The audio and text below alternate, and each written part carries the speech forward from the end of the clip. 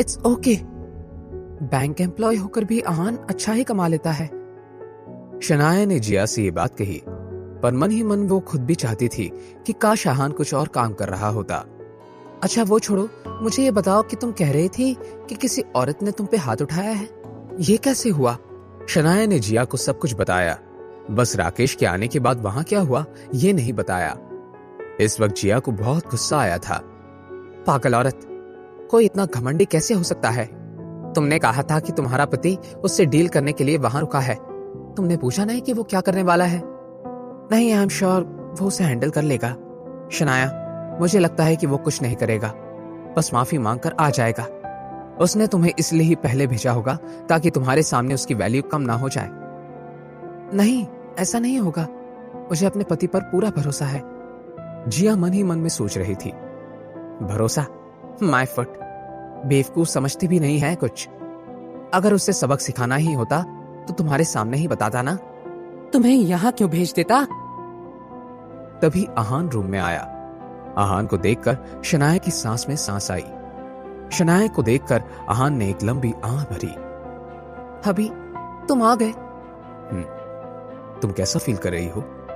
आहान ने प्यार से पूछा। मैं अब बेटर फील कर रही हूं। तुम शनाया के पति हो? आहान वहां बहुत कंफ्यूज खड़ा था। आहान, ये जिया है।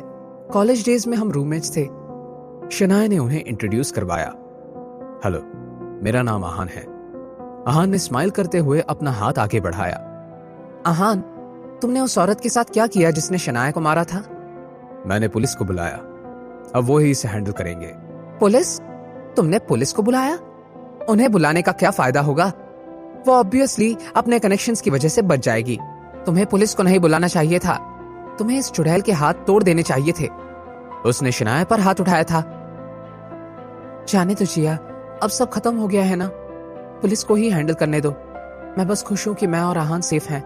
हाँ, अगर किसी ने मेरे साथ ऐसा किया होता तो मेरा पति उसके हाथ पैर तोड़ देता, सिर्फ पुलिस को बुलाकर नहीं छोड़ देता। जिया ने इतराते हुए कहा। आहान ने कुछ कहा नहीं, बस मुस्कुराता रहा। छोड़ो, जाने दो। शनाया, परसों हमारा क्लास रियूनियन है, भूलना मत।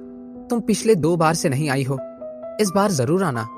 हमारे क्लासमेट्स तुम्हारे पति से मिलना चाहते हैं। Yes I will. ठीक है, तो फिर मैं तुम्हें परसों मिलती हूँ। अभी तुम रेस्ट करो एंड टेक केयर। इतना कहकर जिया वहां से चली गई। जब जिया वहां से चली गई तब शनाया आहान की तरफ मुड़ गई। तुमने उनके साथ क्या किया? कुछ नहीं, बस उन्हें सबक सिखा दिया। अब वो ऐसी गलती कभी नहीं करेंगे। तुम्हें तो कोई प्रॉब्लम नहीं होगी ना? नहीं शनाया, डोंट वरी। कितना अजीब है ना आहान, हम तो सिर्फ शॉपिंग करने गए थे और इतना कुछ हो गया। मैंने कभी सोचा भी नहीं था कि कोई इतना एरोगेंट कैसे हो सकता है। इट्स ओके बेबी, लोग ऐसे भी होते हैं। तुम अब उनके बारे में सोचना बंद करो और आराम करो। I am here only. Shanaya मुस्कुराई और आंख बंद करके आराम करने लगी।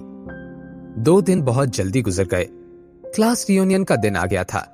मनाली यूनिवर्सिटी के गेट के सामने कुछ लड़कियां आपस में बात कर रही थी। जिया, तुम इस बार भी अपने पति को लेकर क्यों नहीं आई? पति शब्द सुनते ही जिया के चेहरे पर उदासी छा गई। दरअसल उनकी कार से एक्सीडेंट हो गया है। सच ये था कि उसका पति कोई बहुत अमीर आदमी नहीं था। वो जहां का खुद को बॉस बताता था, असल में वो वहां एक सिर्फ एम्प्लॉय था। उसे भी ये बात शादी के बाद पता चली, जब वो उसके बच्चे के साथ प्रेग्नेंट थी। अब जिया के पास ये एक्सेप्ट करने के अलावा और कोई ऑप्शन नहीं था।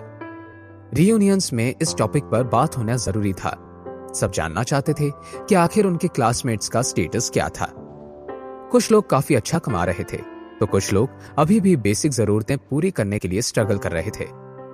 वैसे तुम्हें वो लड़का याद है जो तुम्हारे पीछे पड़ा रहता था और तुम उससे कभी बात नहीं करना चाहती थी? किसी ने जिया से कहा। कौन वो, जिसने मुझे बहुत सारे फ्लावर्स और लेटर्स भी दिए थे? हाँ हाँ, सुना है वो आजकल बहुत बड़ी मल्टीनेशनल कंपनी में वाइस प्रेसिडेंट है। अच्छा। वो मन ही मन सोच रही थी कि काश उसने उस वक्त उसका प्रपोजल एक्सेप्ट कर लिया होता। तुम्हें करण शर्मा याद है? सब में से सबसे सक्सेसफुल अगर कोई है तो वो करण शर्मा है। जिया करण को बहुत पसंद करती थी, पर करण शनाया को पसंद करता था। अच्छा, किस कंपनी में काम करता है करण? वो कंपनी में काम नहीं करता, बल्कि उसकी अपनी कंपनी है। उसने अपनी एक कपड़े की फैक्ट्री स्टार्ट की है और सिर्फ इतना ही नहीं, उसका प्रॉफिट भी लगभग 35 लाख रुपए है। अच्छा, तो क्या वो इस बार यहाँ आने वाला है? सब लड़कियां ये जानने के बाद बहुत एक्साइटेड थी कि क्या करण इस बार आने वाला था। पिछले 2 बार से रियूनियन में वही लोग आ रहे थे जो ज्यादा पॉपुलर नहीं थे। वहीं जिया सोच रही थी कि अगर इस बार करण आएगा तो उससे अपनी दोस्ती रिन्यू करेगी। वो आ रहा है। करण सिर्फ आ नहीं रहा है, उसने मिलने के लिए लीव बुक किया है। रेस्टोरेंट का नाम सुनकर जिया की आंखें खुली की खुली रह गई। वो उस रेस्टोरेंट में जाना कभी अफोर्ड नहीं कर पाती। इतने में किसी ने पूछा, अरे क्या ओवर स्मार्ट शनाया भी पार्टी में आने वाली है? शनाया का नाम सुनकर जिया का मुंह बन गया।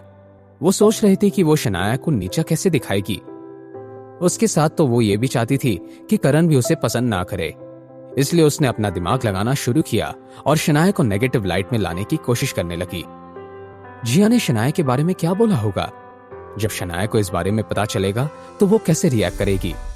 जानने के लिए देखिए अगला एपिसोड सिर्फ पॉकेट एफएम के यूट्यूब चैनल पर, और सीक्रेट अमीरजादा के सारे एपिसोड्स को सुनने के लिए डिस्क्रिप्शन में दी हुई लिंक से डाउनलोड कीजिए पॉकेट एफएम ऐप।